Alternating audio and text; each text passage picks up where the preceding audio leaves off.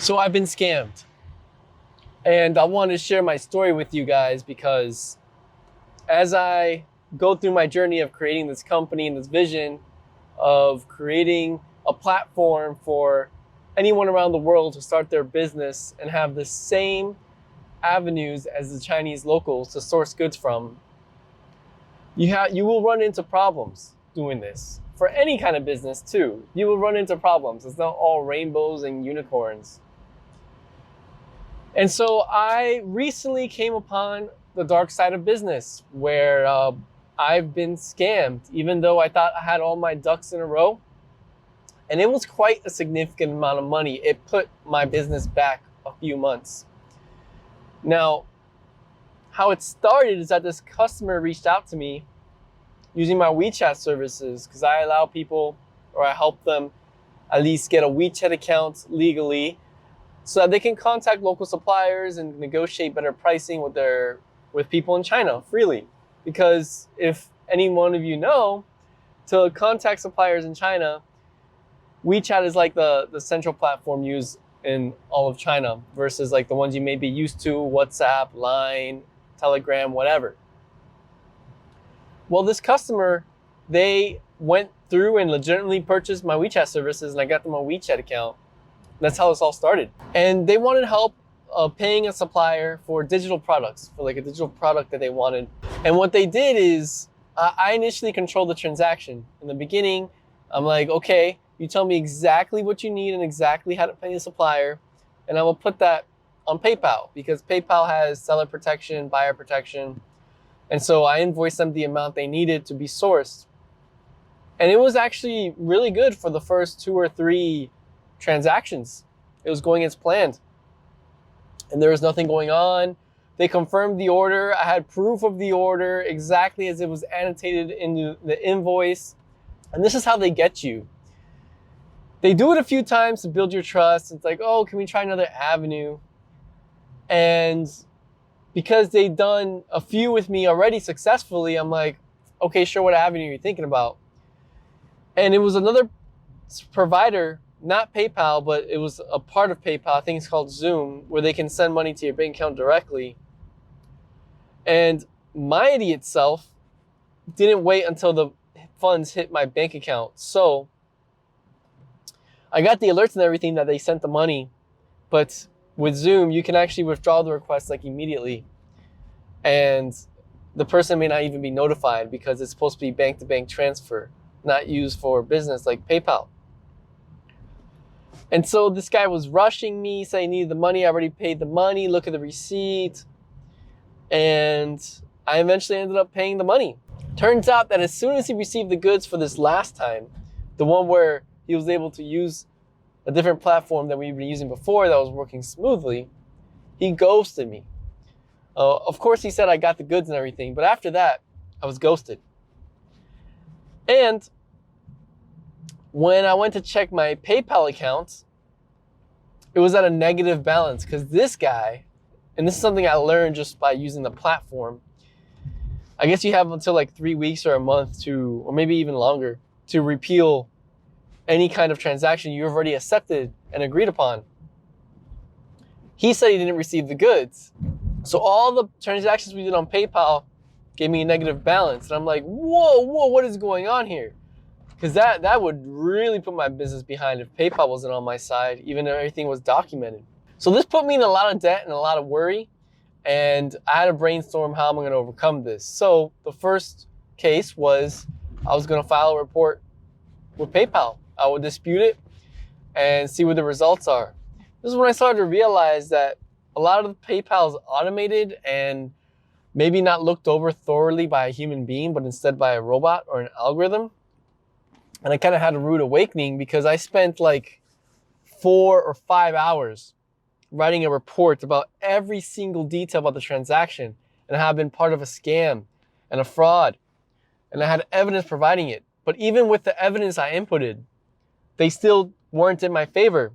And all of this was done during goods and services. It wasn't done friends and family. So it was done like for a business. So the seller protection should apply. So then after they denied me the funds and I was at a negative balance, I had to go a step further and like, okay, I need to talk to a human being. So what ended up happening is I talked to their dispute department, and I actually reached out to their manager because the person that picked up the phone just wasn't getting it. And I'm like, look, just open the file I sent. And it was a thorough file. Like, it was like a research paper in college, like a 10-page paper with references. I even made YouTube videos, unlisted ones, so that they can see exactly when they contacted me, the phone number matching the phone number they contacted me with, matching the phone number they received the funds in. All of that was in there. But it seems like robots were looking over this, because anyone that was looking over this document can be like, yep, he's clearly proven that he's been scammed. Well, luckily this manager was accepting that fact, and they looked through my file and they eventually refunded me that negative balance.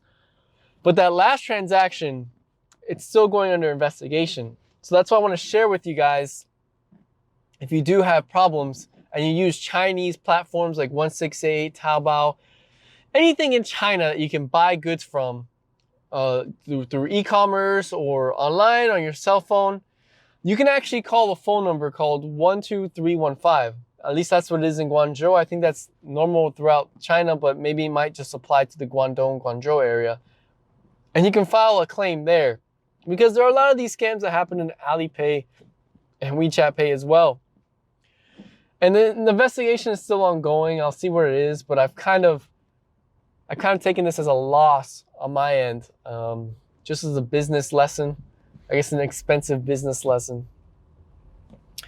So what I want to show you guys is that business is not always rainbows and unicorns. I try my best to show you guys educational material to actually get the same amount of privileges as you would as you were a Chinese local when it comes to sourcing your goods. I really try to do that where you don't even need to use my platform, but I'd be really grateful if you do use my platform to source your goods from. But a couple of key points I want to hit.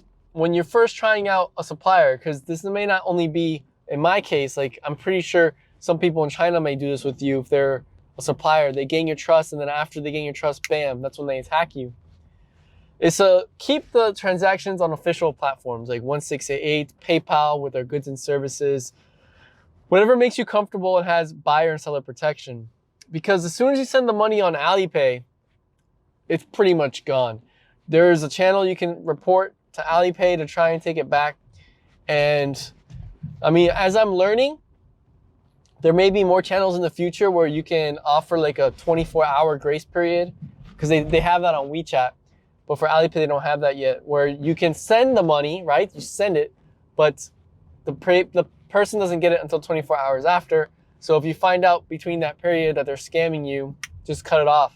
And yeah, that's just something I want to say. I do preach it a lot. I do make a lot of videos about scams.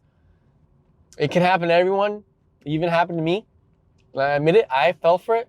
So if you're the one that scammed me and you watch this video, thanks for the expensive lesson. I hope you needed the money. I hope you don't affect other people. I hope you can just stop at me, but I don't know. I can't control your life. And it's unfortunate that it set back my business for about a couple months. But I'm not giving up. I'm going to keep going, because I do want to provide a platform for anyone that wants to start their e-commerce business sourcing from China.